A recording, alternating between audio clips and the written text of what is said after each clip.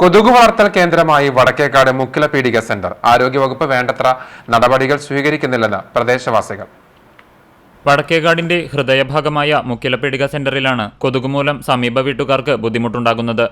മഞ്ഞപ്പിത്തം പോലുള്ള അസുഖങ്ങൾ പകരുന്നതിനെതിരെ ജനങ്ങൾ ജാഗ്രത പാലിക്കണമെന്ന് പഞ്ചായത്തും ആരോഗ്യവകുപ്പും അറിയിപ്പ് നൽകുന്നുണ്ടെങ്കിലും ഇതിനെ തടയുവാനുള്ള ഒരു തരത്തിലുള്ള മുൻകരുതൽ നടപടികളും ആരോഗ്യവകുപ്പിന്റെ ഭാഗത്തുനിന്ന് ഉണ്ടാകുന്നില്ല.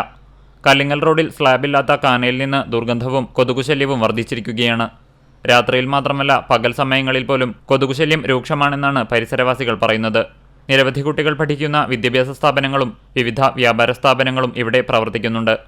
കഴിഞ്ഞ ദിവസം വടക്കേക്കാട് 12ാം വാർഡിൽ മഞ്ഞപ്പിത്തം റിപ്പോർട്ട് ചെയ്തതിന്റെ അടിസ്ഥാനത്തിൽ വാർഡ് മെമ്പറുടെ നേതൃത്വത്തിൽ ബോധവൽക്കരണ പരിപാടികൾ നടത്തിയിരുന്നു. എന്നാൽ പഞ്ചായത്തിന്റെ പല ഭാഗങ്ങളിലും, പ്രത്യേകിച്ച് ജനത്തിരക്കേറിയ പല സ്ഥലങ്ങളിലും വൃത്തിഹീനമായ അവസ്ഥയാണ് നിലവിലുള്ളത്.